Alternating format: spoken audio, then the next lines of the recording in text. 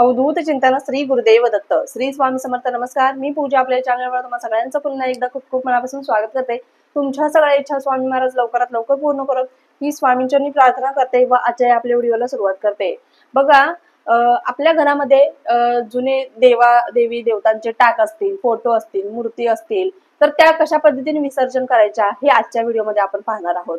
कधी कधी असं होतं की आपल्या घरातले एखादे फोटो बघा, फोटो मध्ये पाणी जातं, फोटोच्या फ्रेम मध्ये म्हणजे काचेच्या आतून जर आपण पाणी फोटो फ्रेम वरती टाकलं तर ते थोडी जरी बाजूला शिल्लक असेल फट तर त्याच्यातून पाणी आतमध्ये जातं, आतला फोटो देखील खराब होत असतो। आतला फोटो जर देवांचा खराब झाला असेल, बघा कधी कधी चेहराच दिसत नाही, कधी कधी त्यांचे पाय दिसत नाही, कधी कधी मधलं अर्धी फक्त पाय आणि डोकं दिसत असतं, बाकीचं काय सगळं गायबच असतं। म्हणजे पाणी पडून तो फोटो एक प्रकारे खराब झालेला असतो आणि तसे फोटोज देखील तुम्ही पूजत असता मंदिरात, तर हे अत्यंत चुकीचं आहे। यामुळे घराला दोष लागू शकतो, यामुळे देवता रुष्ट होऊ शकतात व आपल्याला त्या भोगातून त्या त्रासातून आपल्याला आपल्या परिवाराला आपल्यासोबत आपल्या परिवाराला देखील जावं लागतं। त्यामुळे कधीही अशी मूर्ती घरामध्ये ठेवू नका। त्याच पद्धतीने भंग झालेल्या मूर्त्या, खंडित झालेल्या मूर्त्या आणि कधी कधी टाक खराब होतात, टाक वागतात, तुटतात, तर अशा वेळेस तुम्ही ह्या अशा वस्तू कधीच आपल्या देवघरामध्ये ठेवायच्या नाहीयेत। पण आज आपण पाहणार आहोत अशा वस्तू जर आपल्याला म्हणजे देवी देवतांचे फोटो, टाक असतील, मूर्त्या असतील तर ते विधिवत विसर्जन कसं करायचं त्याचं। कधी कधी आपण काय करतो, डायरेक्ट कोणी चाललंय ना, जा बाबा हे देव घे आणि पाण्यात घेऊन सोडून दे, अशा पद्धतीने आपण ते विसर्जन करायला देत असतो। पण ही चुकीची पद्धत आहे। योग्य पद्धत व विधिवत पद्धत कोणती आहे ते तुम्हाला मी आज सांगणार आहे, त्यामुळे व्हिडिओ स्किप न करता शेवटपर्यंत पाहायचा आहे। व्हिडिओ जास्त मोठा नसणार आहे पण तितकाच महत्वाचा व इम्पॉर्टंट असणार आहे। बघा, आपल्या घरातली जे जुने देवी देवतांचे टाक असतील, फोटो असतील, मूर्त्या असतील, या आपल्याला विसर्जन करायचे आहेत। उदाहरणार्थ तुम्हाला आता एखादा तुमचा टाक आहे किंवा तो टाक तुम्हाला माहित नाहीये कोणत्या देवताचा आहे आणि तुम्ही तो टाक तुमच्या कुलदेवताचा आहे, कुलदैवतचा आहे म्हणून तुम्ही पूजत आहात आणि तो त्या कुलदेवताचा नाही। कधी कधी असं होतं टाकावरती कधी कधी समजत नाही आणि किंवा चुकीचा टाक आपल्याकडे आला जातो, तर अशा वेळेस काय करायचं, एक तर तुम्ही दुकानदाराकडे जरी दिलं म्हणजे त्याच्यातलं दैवत्व काढून देऊन मग तुम्ही त्यांना देऊ शकता। चांदीचे टाक भरपूर जण बनवतात म्हणून, कारण तिथे जर ते देणार असाल किंवा विसर्जन करणार असाल तर त्याच्यातून दैवत्व काढून घेणं अतिशय महत्वाचं आहे। कारण आपण त्यांना त्याची स्थापना केलेली असते, आपण त्याच्यात दैवत्व आणलेलं असतं, आपण त्याची रोज पूजा अर्चना करत असतो। पण आपल्याला कधी कधी न कळत असं होतं की आपल्याला माहित नसतं की ते देवता म्हणजे ज्या देवतांची आपण पूजा करतोय ते आपले कुलदैवतच आहेत का। कधी कधी तुम्हाला हे देखील माहित होत नाही, कारण टाकावरती स्पष्ट कळत नाही कधी कधी। आणि बघा, जर तुम्हाला माहित आहे पण टाक देखील खराब झालेले आहेत, वाकलेले आहेत, तुटलेले आहेत किंवा चिरलेले आहेत, अशा वेळेस तुम्हाला विसर्जन करायचं आहे। तर सगळ्यात अगोदर तुमचे जे काही देवी देवता तुम्ही विसर्जन करणार आहात त्यांना अभिषेक घालायचा आहे, हळदी कुंकू व्हायचा आहे, त्यांची विधिवत पूजा करायची आहे। नंतर एका पाटावरती पांढरा कपडा अंतरायचा आहे।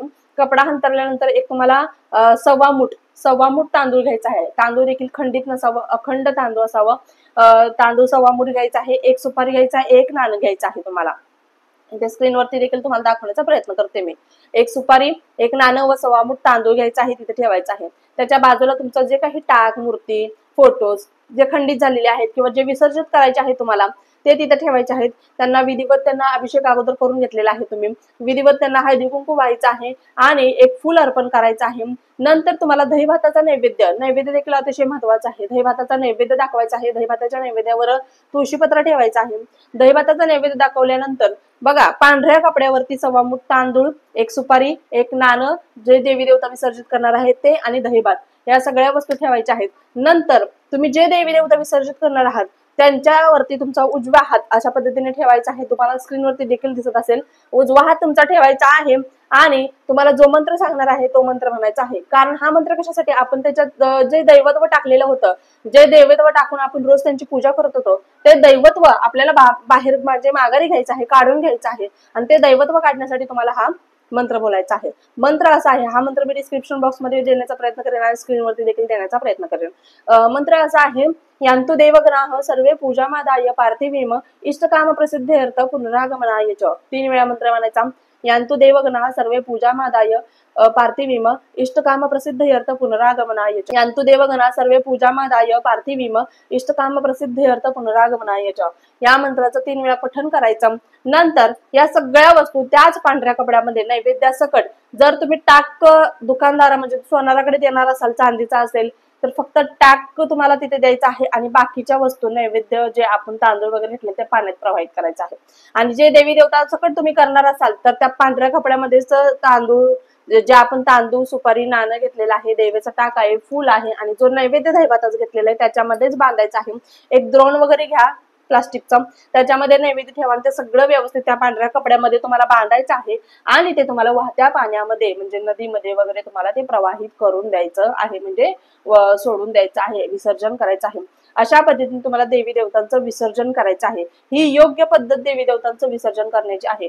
त्यामुळे बघा कधी कधी आपल्याकडून या चुका होतात की आपल्याला एखादा देवी देवतांचा फोटो वगैरे नको असेल तर आपण डायरेक्ट देऊन टाकतो की हे घेऊन जा बाबा आणि विसर्जित करून दे, मला नवीन फोटो आणायचा किंवा मी नवीन फोटो वगैरे मूर्ती वगैरे आणलेली आहे.